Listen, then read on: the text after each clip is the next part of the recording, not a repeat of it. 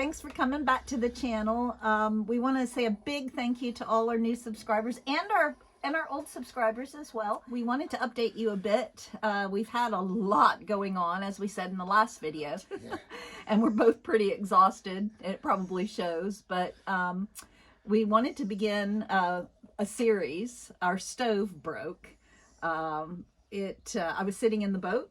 Rob was out doing something and I heard this loud bang and it was huge. It was, and I jumped up and I tried to figure out what it was and went outside, couldn't find anything. What was it, about 2 weeks later? Yeah, a couple of weeks later I was lighting the fire. I just lit the fire, and because the stove was cool, there was quite a lot of smoke being generated inside the stove. And I suddenly noticed there was smoke in the room that shouldn't have been in the room because the glass was closed on the front of the fire. So it turned out there was smoke coming from the back of the stove, from the side, the back and the side. So suddenly we had an issue.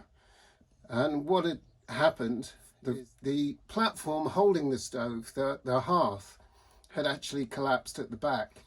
It had just sunk enough that the rear of the stove had moved down. The front of the stove couldn't go anywhere. It was screwed to the platform, and the back plate had slipped and come out from underneath the top plate on the stove. These things will be obvious when you see the film. That led to several weeks now without a stove. Well, we got parts, and this will culminate in us doing a video of a complete rebuilding of a Morso Squirrel. Fingers crossed. Yeah, we've got all the parts now to rebuild the squirrel, and we've had to replace a few plates, so hopefully you'll find that useful. But this is part one of that saga. Where I first noticed smoke coming out was from round here at the back, and you can see this back plate has got quite a gap, and it's come out from the top plate. This back plate here should be underneath the top plate.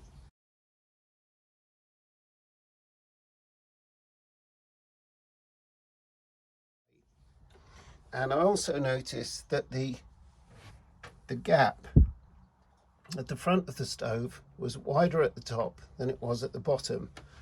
Now the stove is screwed into position with its front legs just to hold it steady, but the back legs aren't screwed down. I suspect that the whole stove has maybe shifted downwards on the plinth. So this is the top of the flue. It's projected slightly because I pulled it up a little bit yesterday. So this needs to project more so that I can get it out of the collar from the top of the stove. So I'm going to go back inside and wiggle that and twist it until it comes up.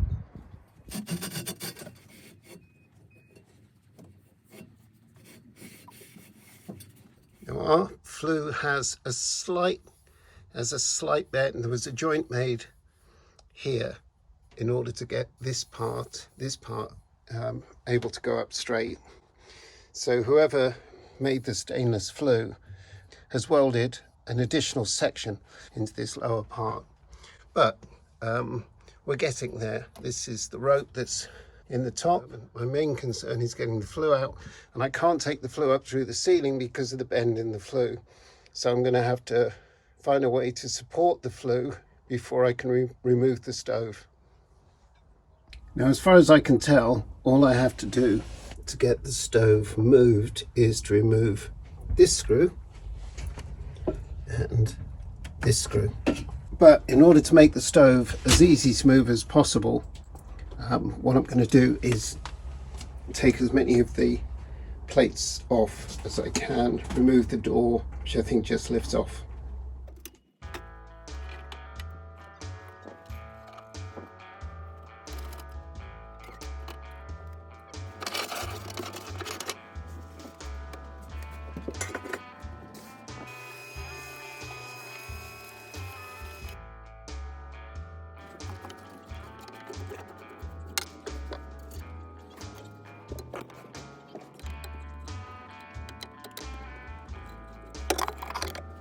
The next step is to try to get the top plate off.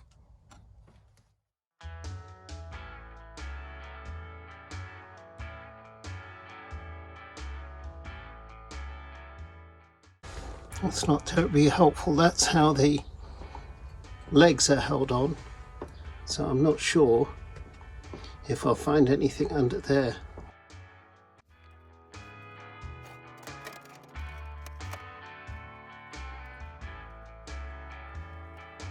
I think I'll get a wire brush in there and see what's what.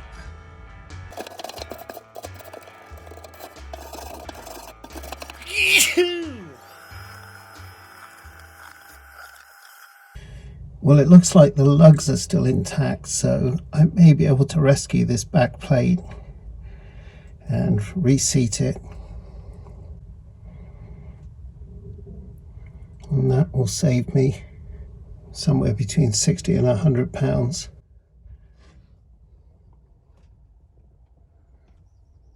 This is one of the bolts that is supposed to hook into and through this lug.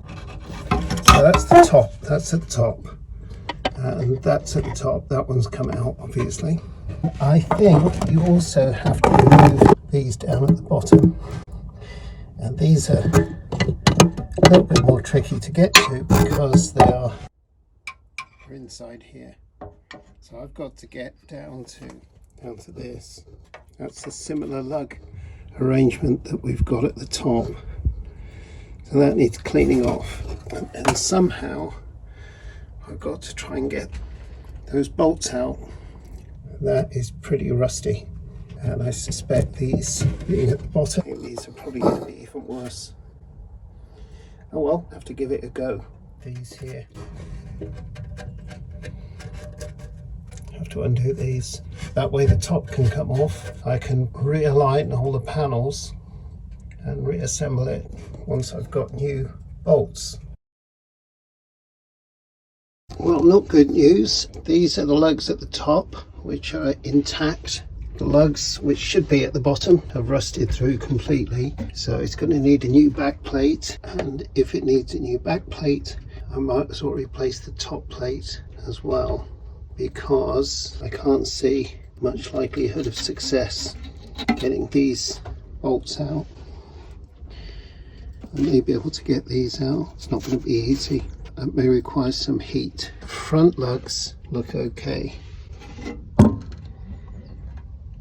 It's often the way, I guess, with these things. You end up practically rebuilding the stove. You ask yourself at the end of it, wouldn't it, whether it might not have been cheaper and easier, certainly easier, to buy a refurbished unit, which you can generally get for around £500 to £600 on these.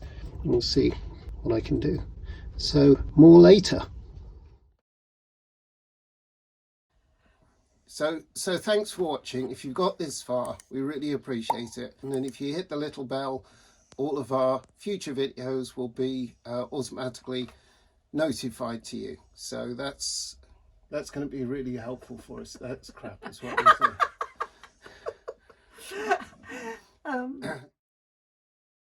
it? So we hope you enjoyed the video.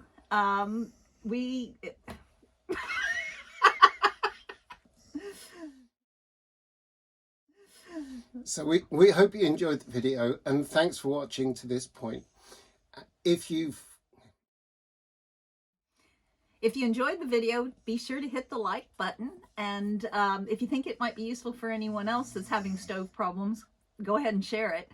And if you haven't subscribed yet, please subscribe. And if you click the little bell for notification, it'll let you know as soon as we post any future videos. This is going to be a series, so we don't think there's anyone that's done quite the same video out there, because we searched, we were trying to get the information. So hopefully this will be a big help to a lot of boaters. Yeah, thanks for watching. Thanks for watching. See you soon. Bye. Bye.